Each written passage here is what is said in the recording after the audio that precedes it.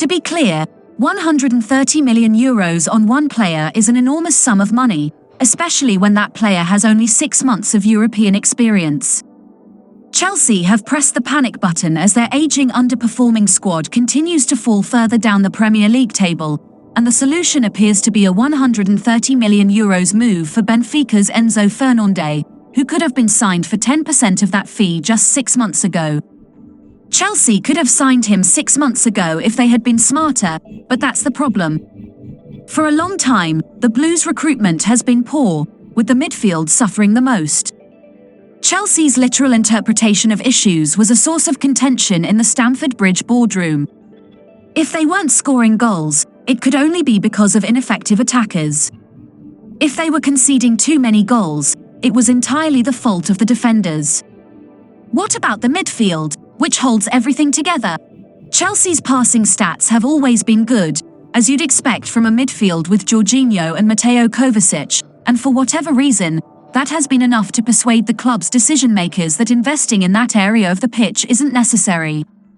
Chelsea signed a long-term project in Carney Chukwuemeka this summer, as well as a short-term fix in Dennis Zakaria, who joined on loan with a 12-month option to buy after the same experiment with Saul Niguez failed miserably. To find the last time Chelsea signed a ready-made midfielder, go back to Kovacic's transfer ban and forced arrival from Real Madrid in 2019.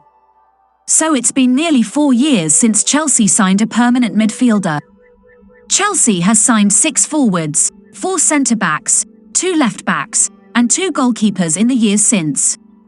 Where is the midfield reinforcement, aside from the young Chukwuemeka and some stopgap loans?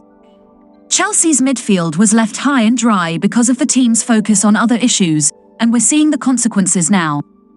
Jorginho is 31 years old, and his contract is ending. N'Golo Kante is 31, frequently injured, and nearing the end of his contract. Kovacic will turn 29 in a few months. The return of 22-year-old Conor Gallagher, who has played a limited role this season for whatever reason, has been the only real boost. It's stale, and things have deteriorated to where Chelsea can no longer sit back and watch. They must hasten, and they have found their ideal target in Fernández. Fernández possesses the skill set that Chelsea requires. He's a fantastic passer with the risk-taking tendencies required to make things happen at the highest level, but he also fits the modern mold of a midfielder because of his willingness to do the dirty work. With Fernández, it's not either, or, it's both, which Chelsea hasn't had in a midfielder in years. Chelsea's midfield has been imbalanced and underfunded for far too long, forcing them to take such risks in order to climb out of this hole before it's too late.